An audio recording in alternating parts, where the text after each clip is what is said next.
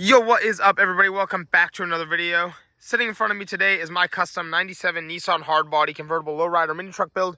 And what we got going on in this video is not so much of a how-to really, but a little bit of an update. I haven't really posted too much of my black truck over the summer because it's been down for about 2.5 months. I've been having a lot of drivability issues with the truck. Some of the clips can be a little bit hard to follow. I've deleted tons of videos throughout time that I just didn't think would make a good video, and I kind of wish I kept some of them because there's something pretty weird that happened to the truck that I was just like, man, I need to post an update about this thing. So this video is a little random, but I just wanted to give you guys a little insight on what's been going on with this truck and where it's been. So we're gonna dive in right now. All right, we're back out here. I'm running late to the mini truck barbecue that I'm supposed to be heading to right now. It's kind of the whole point of why I was doing this so suddenly. But we got our spark plug wires right here. I ordered a cap and rotor for a 1991, which kind of sucks because 91 has a different cap and rotor, but I got my cap for 97. They did have it in stock at another parts store. So we have this. I have my air filter for the black truck. I have spark plug for the black truck. When I get the button off, I'm going to see if the button is the same for the 91 and 97. I highly doubt it. Yeah, it's not the same at all. All right, so we're just going to run the old button for now and see what happens. That's kind of the go-to thing, I guess. All right, we've gotten all of our spark plug wires together, new air filter in place. Let's close this up and see if this thing runs like it's supposed to. All righty. Here we go. Oh, it sounds horrible.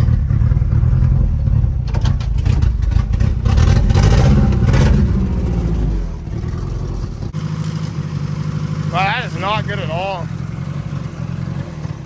That's like the biggest misfire I've ever heard out of this thing. I'm curious, what happens if we unplug the map?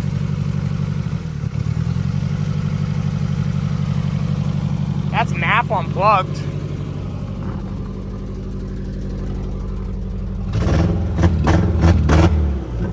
She's pretty cooked right now.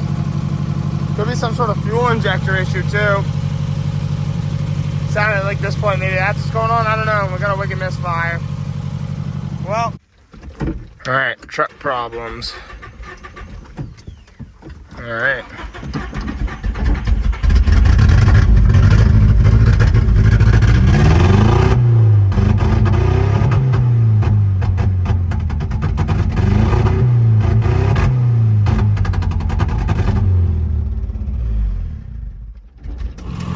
Right now, as I unplug my number 3 injector, it changes nothing. Well, here we are. And something I definitely haven't considered is maybe, just maybe I have a dead cylinder in the truck. I didn't consider that. So I have power to the injector, and I don't know, I'm on my 2nd injector. I'm going to try one more. But I think my number 3 cylinder is dead. That is very sad.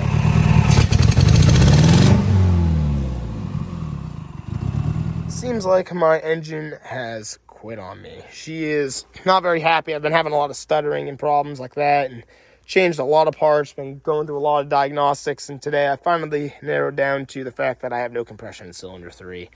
So there's that. Well, I guess my plan of action right now, since this engine is already in here, is I am going to pull off the head first and see if I can see anything wrong with it. And just kind of go from there. I am possibly facing the option of having the engine swap the truck as well, or figure out why we don't have compression on cylinder 3. So I'm going to pull the head off and see what I can do. It's not going to be a how-to. I'm just going to do it on my own time and see if I can get this figured out. My head's ready to come off. It seems like I think I've gotten everything out. Well, this is cool. I'm just doing this on my own time. It's not a pristine job here. I'm just tying this up. I'm literally going to head gasket and head slap this truck and hope it runs. But I've never had to take the head off one of these. It went okay. Actually, I'm not too upset at how fast this kind of came apart. So here's a look at my engine. Everything's looking actually pretty okay from what I see. I can't really see down number 1 cylinder, but everything looks good. So I'm going to assume that it is the top end. That's what we're hoping. So we're going to flip it over and go check it out. Well, there you have it. There's why our number 3 cylinder wasn't working anymore. I don't know what it is, but it's got some loose metal blocking one of the valves. So, well, there you go. It's just not sitting properly. I thought it was even burnt. I don't know what it is that's all busted back there. I don't know if it's like a spring came apart, or I don't really know how that sits back there, honestly. But, well, there we go. We got a problem. Well, first drive did not go so hot, boys. I guess I have coolant everywhere on the ground over there. Let's see what happened. Well, I found my culprit. My lower radiator hose blew off. I don't know. My truck was pretty hot, I guess, anyway, so it didn't matter. But that kind of sucks. This is a brand new head gasket. But life goes on. I guess I'm going to go push this into a lot, go home, get my tools, tighten that down, throw some coolant in it, and see what I can do. Well, this one was definitely an honest mistake done by me. Looks like I didn't tighten down my radiator hose clamp. So, it happens, man. Life. I'm going to pull the hose clamp off, go home, get the right tools for that. We're going to pull the battery out. This is a brand new battery. I just put this in a couple months ago, and it's completely shot. Well, we got everything we need. My battery is definitely smoked, too, like I said. So, the truck was, like, doing terrible driving here. I should have checked my coolant temps. At first, I thought my brand new head gasket let go, which I guess that's one way to break in your head gasket, huh?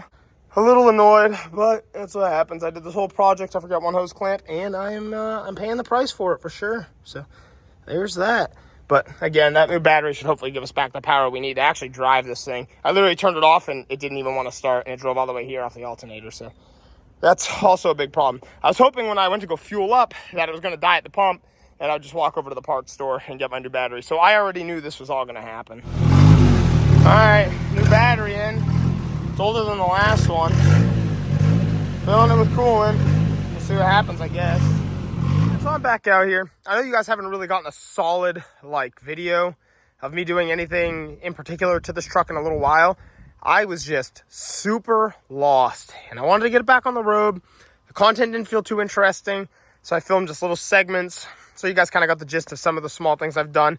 I have done a lot to this truck over the last couple months. I was having a problem where, as you just saw, there was metal stuck in my valves, leaving me with no compression on one of my cylinders. Plus, I was on my second mass airflow sensor, and I plug it in, it's still telling me I have a bad mass airflow sensor. And it made sense because when I would unplug mine, the truck would run great, besides the misfire. So, trying to combat all these things at once was just driving me crazy. So right now, the truck is driving great. On cold start, I start it up and it sounds beautiful. Let's do this. I'm going to show you guys what my problem with this video is going to be, and then we'll come back and we'll actually make some really good videos on the black. Well, she's running really good right now, but it's cold. She likes the cold starts. We'll see when she warms up how it idles.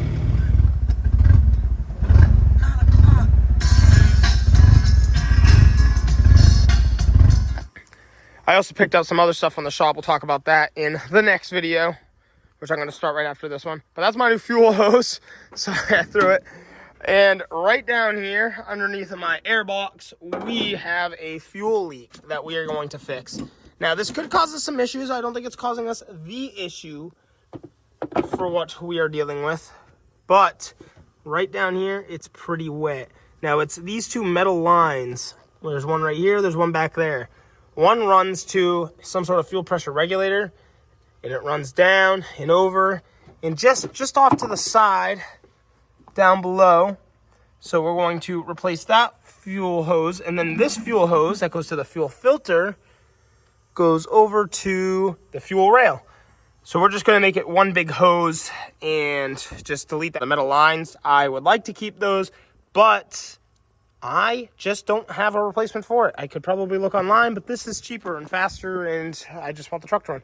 But that could potentially, getting some air in the lines or not getting the fuel it should, could cause us some issues. I don't think that's going to change anything with the idle. When I unplug the mass airflow sensor, when it starts idling really awkwardly like that, it actually just goes back to a perfect idle. But I don't think it's the mass airflow sensor causing it. I think there's something else, whether it's the idle air control valve, or I'm having, another spark issue. I don't know. We just have to look at it. We're going to diagnose it. We're going to go through. There could be any sensor in here causing that problem. I might plug it back in, see what codes it is throwing. I know we have a couple codes. I do have my O2 sensor unplugged, so maybe that could be a part of it. But I figure with the O2 sensor unplugged, it's doing me a favor because I have a big crack in the manifold, so it would read a bad reading anyway. And I think this is bad anyway, so I think just having a factory setting would give it a little bit better idle than if I had a good O2 sensor in there reading terribly because of the exhaust manifold's crack. So anyway, we'll start here. We're going to disconnect these fuel lines. I'm going to want to put something underneath the truck because some fuel is going to spill out. So honestly, this is going to be really easy. We just take our Phillips head screwdriver and we start disconnecting the little hose clamps. And we pull the hose off. I don't know if I can leave that metal line in place or not. I probably will just for now. Maybe I will try to source another metal line in the future, but I've actually never had to take these hoses off. I don't even know how easy they're going to come off, but it should be pretty easy. I did replace the fuel filter not long ago. Who knows the amount of things I've replaced in this truck and haven't even told you guys about. All right, so I just got some regular pliers. I'm not really worried about damaging this hose because it is getting entirely replaced. So we're gonna pull this out. Oh, no fuel came out. Okay, that's good. And I've already disconnected the one. And the fuel filter is probably, yeah, that's the one that goes to the fuel rail, so that's why there's no fuel. And now, with a longer hose, I can actually plug in my fuel filter and have it sitting in a bracket instead of just floating in the air. I went down below and already took the hose clamp off the second hose. It's that one right there without a hose clamp. So I gotta pull that up and then literally just run my new fuel hose. All right, we are still pulling lines off. Little tricky just with little pliers, but there we go. Alrighty. This is the line I suspect that caused us the problem, but I could be wrong. Yeah, there might be a little pinhole in there. It's pretty rusty. And that can go down there. We can take this extra hose clamp off. And like I said, sorry this video is kind of all over the place. I guess it's just a black truck update. And after that, the rest of the videos will be a little more informative again. But I got one last hose to remove off the fuel filter and I can start running my new hoses. All right, here we are. We've gotten everything disconnected. I'm going to run my first fuel hose down there. And I'm going to run that all the way up to the little regulator right here. And then we're going to run our second hose from the fuel filter once I plug it back in the bracket right to the fuel rail. And that's all I got to do. All right, our sensors can get plugged in. We've ran all of our hoses. Nice and neat, nice and fresh, better hose clamps as well. You can kind of tell the funny idle is still there. It's not as bad as it's been since I fixed that first vacuum leak, but we got some things I still got to look at. So until then, actually I'm curious, we just unplug the NAF while it's running. Yeah, look, it just gets perfect. I literally get a perfect idle. So there's something else still going on. The truck should idle like that all of the time. Seems like it's skipping out a little bit. I'm gonna put a timing light on it too and see where we're firing. I could also adjust the distributor. Now we've moved the distributor, so we're firing, as you can't really see, 10 degrees past top dead center. Maybe that was our problem? Playing with the idle? I think that would make sense, right? I'll tell you, advancing my timing to where it should be woke this thing right back up.